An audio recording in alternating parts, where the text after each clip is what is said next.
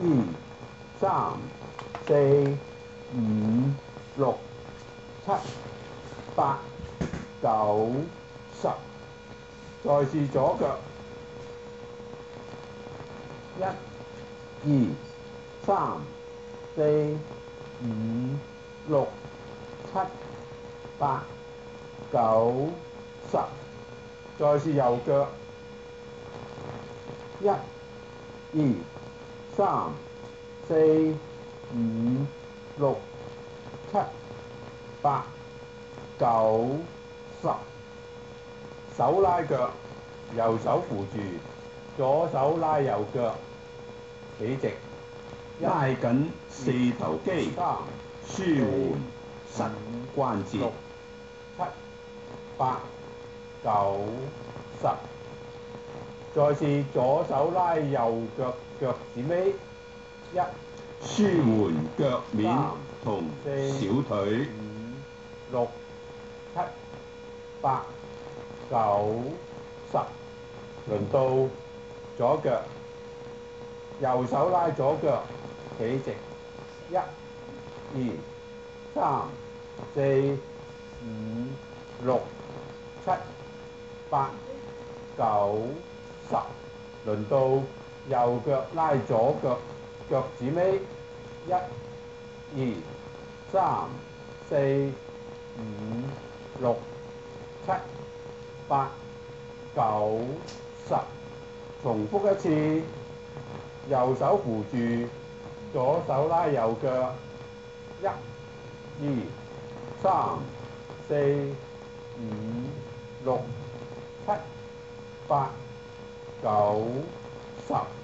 踢腳向前，左手拉右腳，腳趾尾，一、二、三、四、五、六、七、八、九、十。到左腳，再做一次，右手拉左腳，企直，一、二、三、四、五、六、七、八、九、十。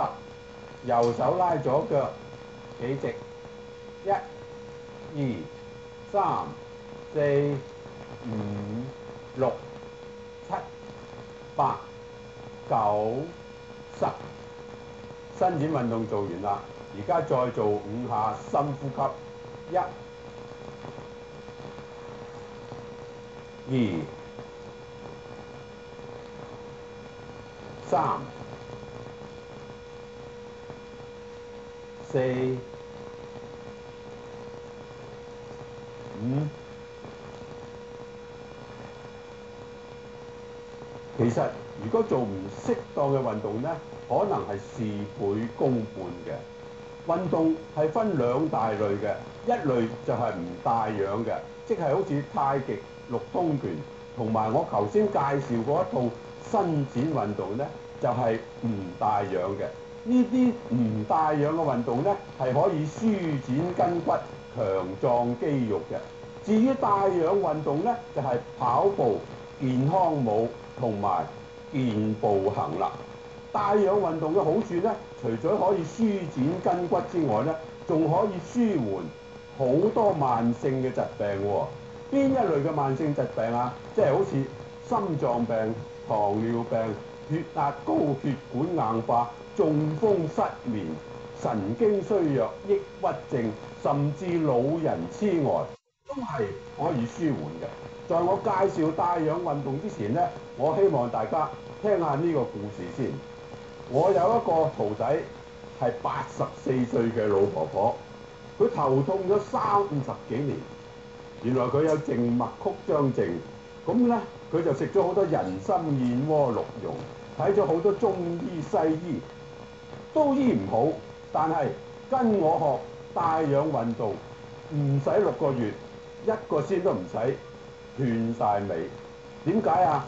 原來中醫師有話喎，頭痛係有頭風，頭風咧，中醫師亦都有話喎，因為腦部缺氧。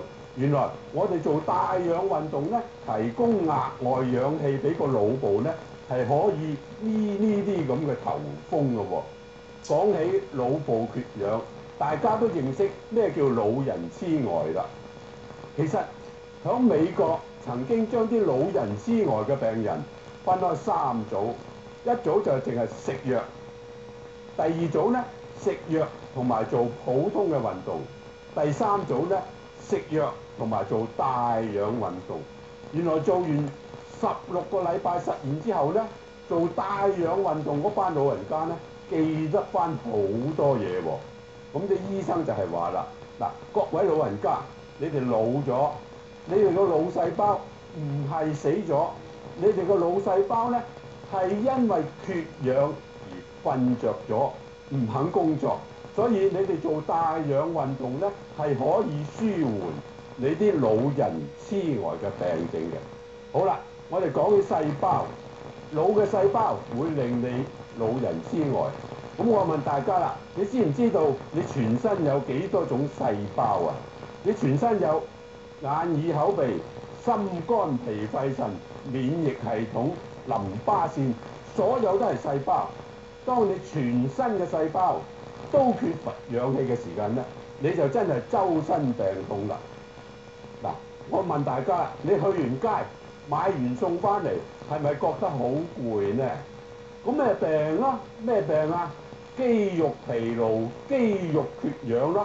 所以我哋就應該每日都要做帶氧運動。其實除咗咁嘅好處之外咧，我仲要同大家講喎，各位朋友，你知唔知道你身體流嗰啲血係好唔健康啊？點解好唔健康啊？因為膽固醇高、血糖高、血脂高。如果係呢啲嘢高嘅時間咧，啲血係好結，啲血結嘅時間咧就流得好慢啦。好啦，血流得慢，即係提供少啲氧氣俾你全身嘅細胞啦。帶氧運動咧就可以幫你咧降低你嘅膽固醇喎。因為醫生有話，你做帶氧運動嘅時間咧，你身體裏頭能夠產生一啲叫做高密度膽固醇。咩叫高密度膽固醇啊？你哋知唔知道啊？咧，你哋使錢幾百蚊買一樽嗰啲深海魚油丸咧，就係啦。原來我哋做帶氧運動產生高密度膽固醇，就可以中和嗰啲低密度膽固醇，咁就降低你體內嘅膽固醇啦。除咗咁之外咧，我哋可以降低我哋嘅血糖、血脂，仲有喎。如果做帶氧運動，通常我哋話出汗嘅運動。原來出汗嘅運動咧，出汗嘅時候，我哋就可以將身體裏頭嗰啲廢物排泄咗出嚟啦。邊啲廢物啊？好似防腐劑啦、重金屬啦。好啦，所以如果你係做帶氧運動嘅時間咧，你又唔使去買咩排毒美顏素咯喎。因為你每日做10分鐘帶氧運動，你每日就可以排咗啲毒素出嚟啦。好，你哋認為呢個帶氧運動咁好？唔止喎，我仲要提醒大家喎。我頭先講10分鐘返老還童，好多人都話我好似50、60歲嘅人，其實